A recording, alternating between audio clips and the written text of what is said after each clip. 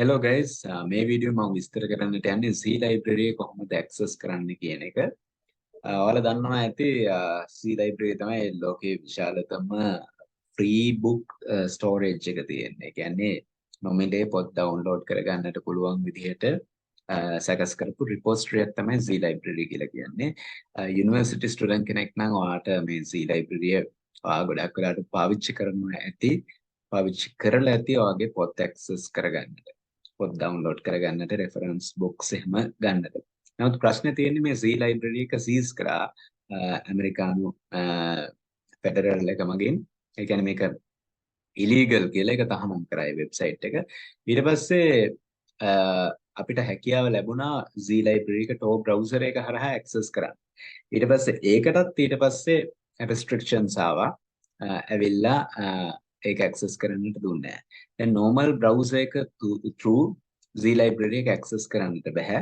ඒ වගේම මේක දැන් Z library කියන එක ගොඩක් ජනප්‍රිය වුණ නිසා ගොඩාක් fake websites උත් ආවා ඒ Z library නමින්ම. ඒතර ඒක එක domains පාවිච්චි කරලා Z library විදිහට ආවා. නමුත් ඒවා තුල අපිට අවශ්‍ය කරන පොත්පත් නැහැ. ඒ වගේම ඒවා download කරන්නට බෑ. නමුත් මම මේ කියන්නට යන්නේ C library කොහොමද original C library කොහොමද access කරන්නට යන්නේ කියන එක. නමුත් මේක කියන්නට කලින් එක දෙයක් කියන්න ඕනේ. මේ Z library එකෙන් ඔබ අනවශ්‍ය ලෙස පොත් download කරන්නට යන්න එපා. ඒ කියන්නේ ඔබට ඇත්තටම යම් පොතක් අවශ්‍ය නම් විතරක් මේ Z library website එකට යන්න, ගිහිල්ලා පොතක් download කරගන්න. නැතුව ඔයා නිකන් අර වඩා ආශාවක් හිතුණු පළියට යන්නට එපා. ගිහිල්ලා ඒක download කරන්න එපා. ඒකෙන් අනිත් අයට වෙන්නේ ලොකු හානියක්. ඒ කියන්නේ මේකෙදි අනවශ්‍ය ලෙස පොත් ඩවුන්ලෝඩ් කරන්න ගත්තට පස්සේ ඒකට විවිධ රිපෝට්ස් එනවා. විවිධ රිපෝට්ස් එනවා Z library එකට රිපෝටින් යනවා. ඒ කියන්නේ ඒවට කම්ප්ලේන්ට්ස් එනවා. ගියාට පස්සේ ආයි ෆෙඩරල් එක දැනගන්නවා මෙහෙම Z library එක තියෙනවා කියන එක. ඊට පස්සේ ඒකට ආයෙත් restrictions දානවා. ඒක ඒ domain එක සීස් වෙනවා. මේ විදිහට ගොඩාක් මේ විදිහට මේක සීස් වෙලා ආයි විවිධ access දෙනවා මේ Z library කට්ටිය කොහොම හරි ලබා දෙනවා. දැන් ඔහොම අනවශ්‍ය ලෙස download කරන්න ගිහිල්ලා Z library ජීවිතේට ආයි access කරන්න බැරි වුණොත් ඒක researchers ලට university graduates ලට master students ලට PhD students ලට වෙන ලොකු හානියක්. ඒ නිසා මම යලිත් අවධානය කරනවා මේකෙන් ඔබ access කරනවා නම් පොතක් ඔබට අත්‍යවශ්‍ය නම් විතරක් එතෙන්නට යන්න. දැන් බලමු අපි කොහොමද Z library අලුතෙන් access කරන්නේ කියන එක.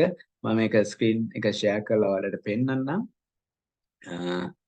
මෙතනදී ඔයාලා ඉස්සෙල්ලාම දැන් ඔයාලා මේ normal browser එක තුලින් අපි හිතමු Google Chrome එක තුලින් යන්නේ කියලා. Google Chrome එක තුලින් ඔයා Z library එක access කරනවා නම් ඉස්සෙල්ලාම දැන් මේකේ නිකන් ඔයා Z library කියලා ගැහුවොත් ඔයාලට access කරන්නට බෑ. Z library මෙහෙම ගැහුවොත් එහෙම Z library කියලා අපි දැන් ඔහොම ගහමු බලන්න.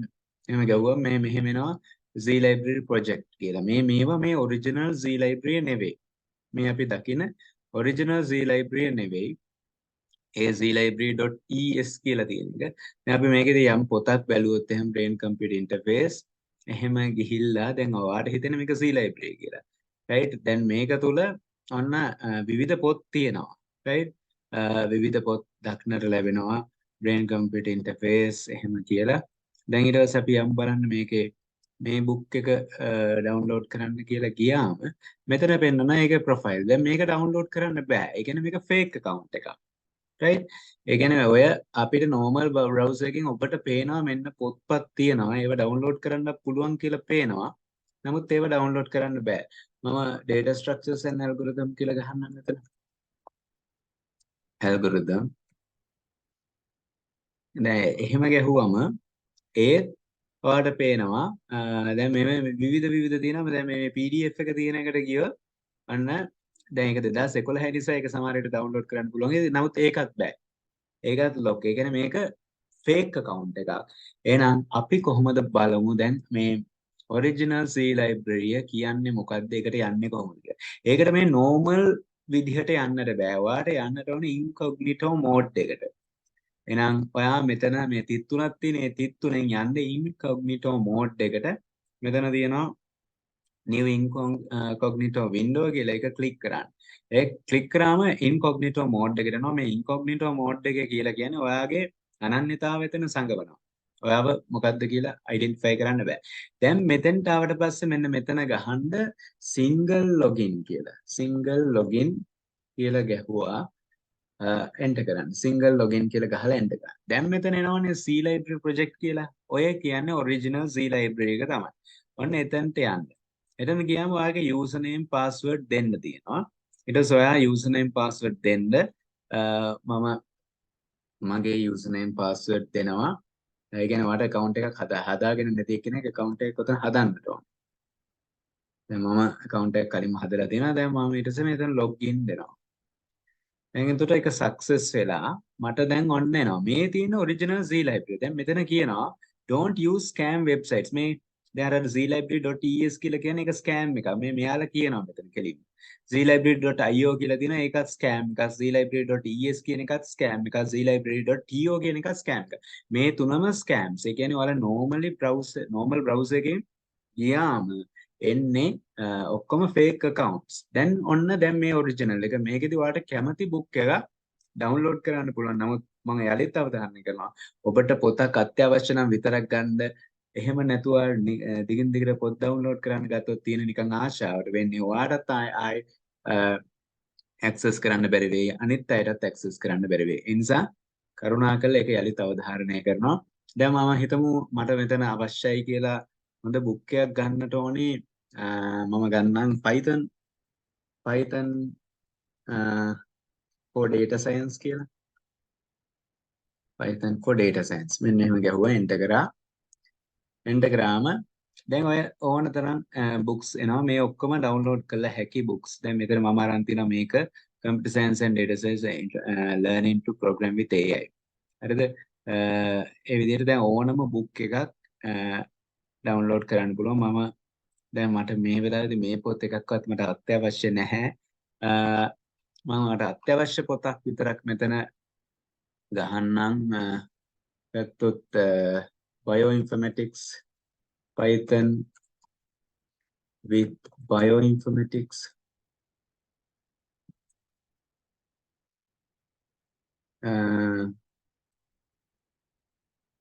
ගිල ගහන්නම්. එතකොට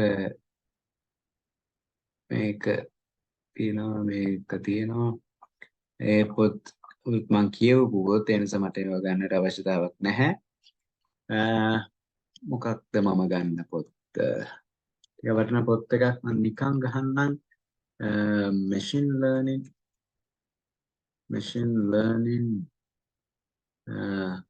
mathematics machine learning වලට අදාළ mathematics වලට book එකක්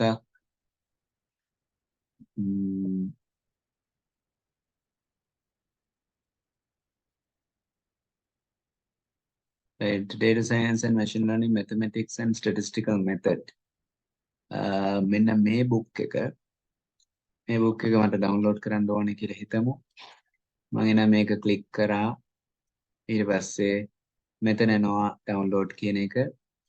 ඒකෙන් අන්න මට download කරගන්න පුළුවන්. මෙන්න book එක download වෙනවා. ඔය විදිහට තමයි ඔයාලට download කරන්න ඕනේ. මම දැන් මේ පොත ගත්තේ. මම මේ පොත read කරලා නැහැ. මට ඒ නිසා ඒක කියවන්න ආසයි. මම මේ download කරොත් මම ඒක කියවනවා. ඔයාලත් ඒ විදිහට කියවන්න ඕන book එකක් විතර නම් ගන්න. මොකද මේ repository එක නැති වෙන්නේ නැහැ. ඔයාලා අවශ්‍ය වැඩක් කරොත් මිසක්. ඊට පස්සේ අපිට ඒක මේ විදිහට අරගෙන අපිට කියවන්නට පුළුවන්. right? ඔය විදිහට තමයි මේ Z library access කරන්නේ. මේ වීඩියෝ එක share කරන්න යාළුවන්ට. නමුත් එයා හැමෝටම කියන්නේ මේ පණිවිඩය. ඒ කියන්නේ අනවශ්‍ය ලෙස පොත් download කරන්න ගිහිල්ලා අපි හැමෝටම තියෙන අවස්ථාව නැති කරගන්න එපා. බොහොම ස්තුතියි.